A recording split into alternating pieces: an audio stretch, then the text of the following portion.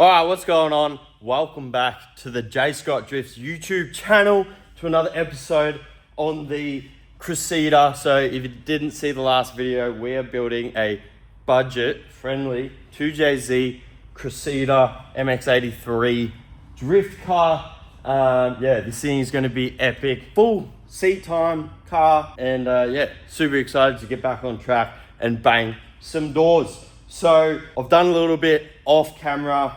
I know some of you were saying you want to see some of the processes with doing the fabrication and all the rest of it. I did already start a lot of the fabrication before that last video went out. So we have completed most of the fabrication, but in this video, we're going to be installing our Haltech ECU, making a brand new loom, basically wiring this thing from scratch and showing you how to put a Haltech in your car with any engine, any car. This is fully universal. This will work with any setup. It's basically starting from scratch, and Haltech actually make it really easy to do that. You'll be surprised how easy it actually is. So stick around. I'm going to show you step by step how to do that, and we're going to be wiring this thing and installing our Haltech ECU.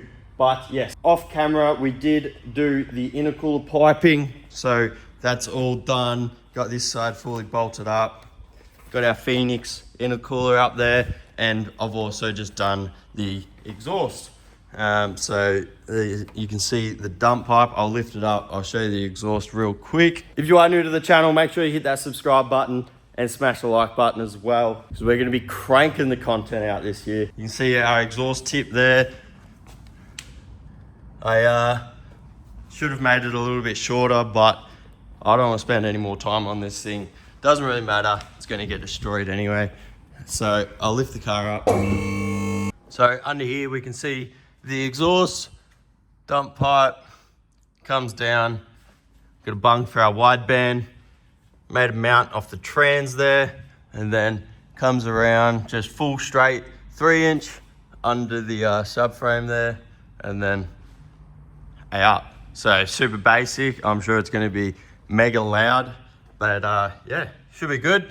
So let's drop it back down and take a look at this wiring. So over here we have all of our electronics. So starting off with the heart, we're at the Haltech Elite 750, nice and budget friendly ECU that can run a 6-cylinder engine, still has plenty of inputs and outputs for our setup. We're going to be running oil pressure and fuel pressure sensors, all the good stuff. Of course, we've got the IC7 dash because you have to. WB1 wideband sensor, that's a CAN bus sensor, super neat from Haltech. Then we have their premium universal loom. So this comes with a fuse box, which gives power to your ECU, your coil packs, your injectors, your fuel pump, and then it's got spares, which we'll use for a fan, etc. And then it's just got these flying leads coming out the end, which will delete what we're not using, figure out a plan on the ECU software for how we're going to run it with what inputs and outputs. Then we'll sleeve it and put all of our plugs on, which we've got here. So this is some of our 2jzge plugs. We've got a Mac valve for our boost solenoid. There's a pressure sensor. Got some other stuff over there, but I've also got some LS1 coil packs mounted up to this quick bits bracket. So reason we're going LS1 coil packs is I picked these up for $100, and they have a lot of spark power, and the factory NA VVTi coil packs looked crap, and they used one coil pack per 2 cylinders. That's nasty, so we don't want none of that. So yes, we got some beautiful LS1 coil packs for $100. So first thing I do when I'm doing a setup like this is I jump on the laptop and I set up a base map, basically map out all the inputs and outputs, everything we're going to be using. So then we have an IO report is what they call it on the Haltech software, and it just gives you a full list of your inputs and outputs and just tells you what everything's going to be used for. Then we can go through and remove anything we're not going to be using from this premium loom, because they pin absolutely everything to maximize the ECU, but pretty much 99% of the time you don't use absolutely everything. So we'll go through, sort all that out, and then next mount the ECU, start routing this, but so on and so forth. But we'll fire up the laptop, get on the software and set up our base map for our 2jzge+t Cressida. Alright, I'll try to make this as brief as possible, but still show you what to do. So we're in our NSP software. This is what all the Haltech ECUs use. Now, if they don't have a base map, you can make them from scratch pretty easily, but we're just gonna do it the quick and easy way because it is a 2jzge. We're gonna go base maps, Toyota, Supra. Okay, so they've only got base maps for the Elite 2000 and 2500, which is fine. We can still import a lot of the main stuff from that. So we're going to use the base of the 2jzge VVTi IGN1A terminated harness base map. That's going to import whatever it can that still applies. What we're going to do is we're going to go File, New Base Map for an Elite 750. So this will set up a map to suit our ECU. Then what we want to do is import as much as we can from base maps, Toyota, 2jzge harness. We're going to go VVTi RGN1As. So that's going to be the most similar setup for us. Then we're just going to upload all, and it's basically just going to import as much information as it can that carries across to the Elite 750. So things like engine capacity, engine type, number of cylinders, aspiration, turbocharged, firing order, that's all relevant. We still need to set a name, 2jzge Cressida, set the vehicle name, and then we just start going through and setting all this up. So trigger system, 2jzge GT VVTi. That'll be right for the minute. That should suit our setup. Fuel system, that's all good.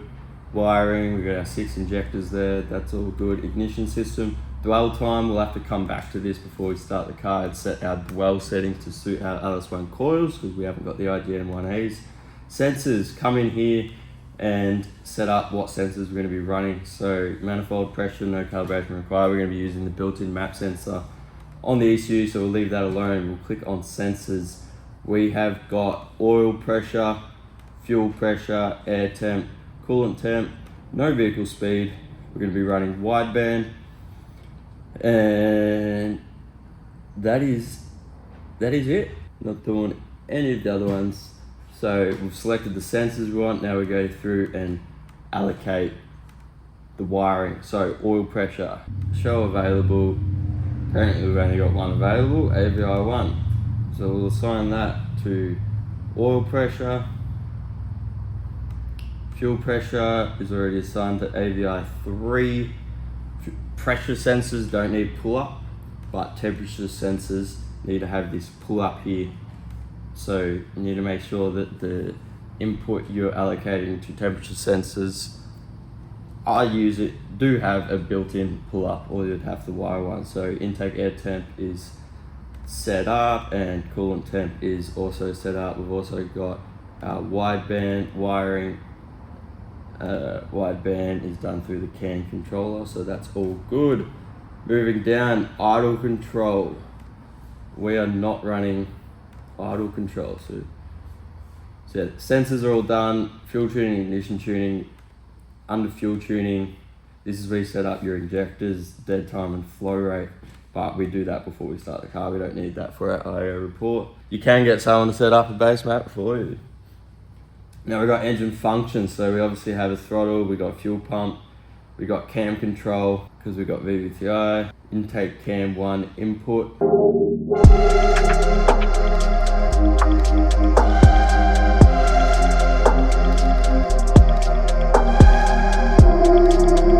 Now I know we brushed over that very quickly. If I was to sit there and break down every little piece of that, this video would be about 5 hours long.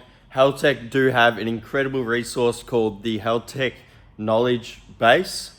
If you just search Haltech Knowledge Base, I think it's called, they basically have information on absolutely everything, every engine, all your sensors, your wiring questions. It's amazing. So go check it out if you have any questions and you are looking at doing this yourself. But got our IO report, we know where everything's got to go. Now we're gonna go ahead and look at mounting our ECU and our coil packs, so then we can look at planning out the routing of our loom. Alright, so I mounted the coil packs to the rocker covers. Don't know if I hate it or love it, but it's on there. And there's a convenient location, so that's happening. And I just pulled out the glove box in here, and I can see this thing's been like pretty much fully rewired, and they've done a half decent job. Another fuse box back there. This fuse box, which has this cover that goes there. It's not bad. Anyway, we're gonna mount an ECU right there. That's convenient. Got our thermo fans running out to the thermo fans, and a relay up there for them, and then a plug here to ground them. So that'll be, yeah, it's twin relays. There's 2 relays there, 2 pins there, which will go to our ECU to ground the thermo fans. Someone's done a half decent job of this, so that's lovely. They have chopped, I think this is our ignition switch and starter. It's all been chopped. There's a few things that have been chopped. So we'll have to redo a bit of it, but can't complain. So I get my ECU there, then we can start looking at routing the harness, which will go up through that hole. I wonder if a Haltech grommet is that size. That would be too good, wouldn't it? Here's a spare one I've got. Oh, talk dirty to me. Oh my, that's unreal. That's the same as the one that's on our loom. Shoo! I'll take that. ECU mounted with riv nuts. Now we're gonna chuck our Haltech fuse box underneath like that, so it's easily accessible when the glove box is bolted back in. Ta-da! Still gonna have to mount our WB1 wideband up here, but yeah, that's a good start. So now we're gonna sort out this. So we got a few wires that aren't gonna need to go through into the engine bay, so we're gonna make sure they stay in here and not go through this grommet. So like our wires that are going to switch our thermofan relays on, our wires that need constant 12 volt, our wires that need ignition switch 12 volt, our fuel pump wire, stuff like that. So we'll sort out this, work out which wires need to not go through this grommet, and then we'll be left with all of our wires that are going to the engine, and we can start sheathing and heat shrinking. Damn. Quick FYI as well, if this all seems too hard for you, you can pay me to do it for you. So I run a workshop down here in Ferntree Gully, Melbourne, called JS Performance. Hit me up on Instagram if you want me to do this to your car. Also do fabrication, engine building, basically anything, you name it, we do it down here, drive in, drive out, start to finish. So hit us up on Instagram, JS Performance. All right, I've gone through it all. I only have to remove one wire, which is a DPI, digital pulse input, that is not being used. So we've branched it off.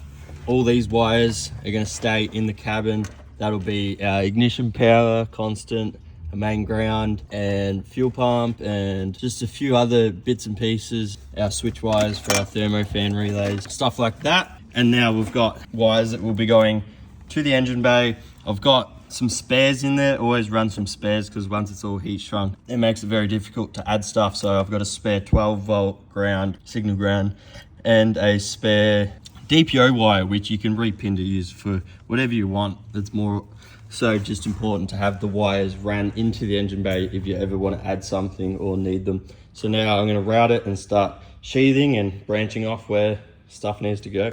All right, so I ran it all out to where each wire needs to go, cut it to length, and put our resin heat shrink on the parts where it splices off. And yeah, so everything's cut to length and routed. So now basically I'm just gonna pull this back out so I don't hurt my back. Sometimes I do it in the engine bay, pin it all out, but this one's easy to pull out and I don't feel like leaning over the engine bay all day. So yeah, I'm gonna pull it out and start slapping on all the plugs on our ends. We're doing sublooms for the coil packs and the injectors. So here's our coil packs here. We'll do a 8-pin Deutsch connector there. so we can just unplug all the coil packs at once or unplug all the injectors at once. This one's the injectors here. So yeah, we'll put some Deutsch plugs on there and make sublooms later. But yeah, I'm going to pull this out and start putting on all of my plugs.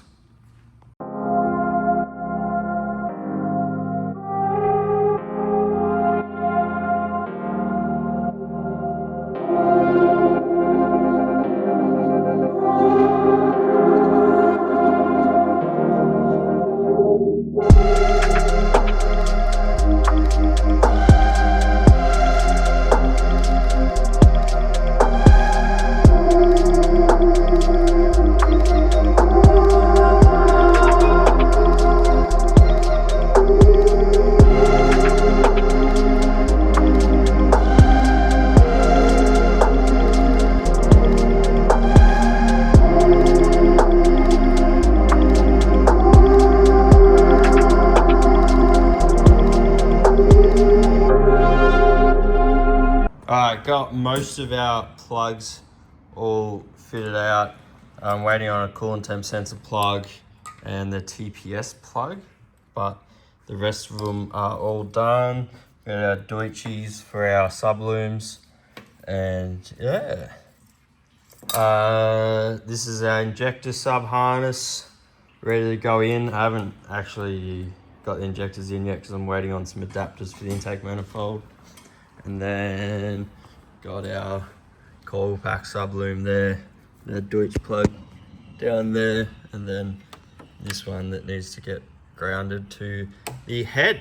But yeah, that's it. I'm gonna go ahead and get this back in the car. We can do those last couple plugs in the car, and then we have this side of the harness under the dash, so connecting it to the car with our ignition, constant, battery, fuel pump, thermofan, relays, all that good stuff. So that is next on the list. All right, making some progress on getting the engine loom tied into our body loom. So what I've done is we've got this coming from our engine harness. We've got our constant 12 volt, which is that studded we put in there. We've got our switched 12 volt, which is coming from our switch panel. I'm running those wires around into this Deutsch plug. The rest of the wires from the existing wiring I haven't worked out just yet. But yeah, we've got our ignition wires, and then we've also got our starter motor wire, which we've run out with a main battery cable here, which is really long. That's going to run along the firewall and poke through. That's going to be our Mac valve for our boost control. That's that one. And then we've got this wire here, which we have to run to the rear for the fuel pump, but we need to actually run all our taillight wiring and everything. So I'm going to run that with that in the engine bay. Going to run our starter motor main power cable and our starter motor signal cable. Had the O-rings I was waiting on rock up, so I've actually modified the fuel rail to suit the injectors I had. I just made the stands a bit higher, welded and machined the... Anyway, long story short, I've got injectors in, got the radium adapters in there because this thing has the air assist manifold, so you got to get the special adapters that sit in there. And then I've also drilled and tapped a dash 6 onto this end of the fuel rail, so I can run the fuel through the rail instead of running a returnless system. We got fuel into the rail and fuel out of the rail. Yes, so yeah, I've got all my injector subloom plugged in. I'll put my coil packs back over and bolt them back down. And I've also had the plugs show up. So I got to do the TPS plug on this wire for our TPS. And yeah, got the intake air temp sensor there. And we also were waiting on a plug for our coolant temp sensor. So there's the wires there. Our coolant temp sensor's up in there, so we can fit that out. And yes, we got to put an oil pressure sensor in this sandwich plate here, so we can plug that in to this wire here. And we got our fuel pressure one here, which is going to go on our fuel regulator, which is going to go down there on the strut tower. Alrighty, before I put the coil packs back on, thought I'd zap on some dash 10 fittings on there for our catch can. So yeah, got the coil packs on. There was fuel rails in, injectors, wiring.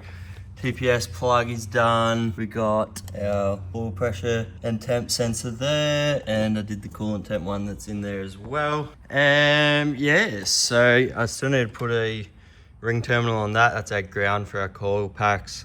Obviously our fuel pressure, once I do the fuel system, starter motor wires, we'll have to wire the alternator as well, so main battery wire and then the 3 pins.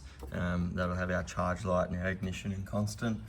Our Mac valve for our boost solenoid. Obviously gonna have to do some leads for the spark plugs. There's the thermo fan plugs there, the existing one. So we'll be able to use that.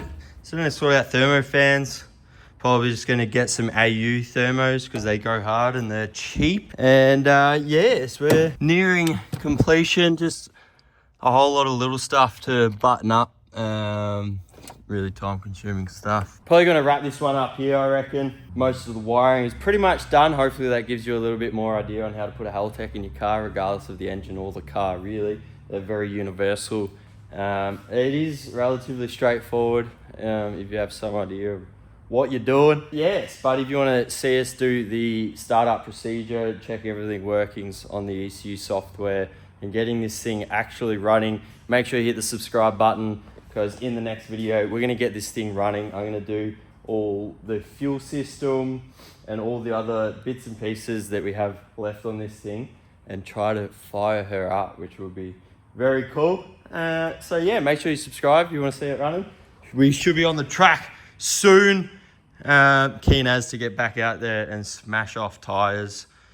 Yes, and then I have a 2jzge+ with the strong rods sitting over there, which we are going to build, and when that motor goes in, we're probably going to get carried away, but we'll leave that for the future. 300 kilowatt, this thing's just going to be a fun party car, seat time car, so should be good. That's it. Thanks for watching. I hope you enjoyed it. I hope you learned something. Hit the like button if you did enjoy it or learned something, and stay tuned. Next one we're going to be finishing all the plumbing and hitting that button and firing this thing up. So we'll see you in the next one.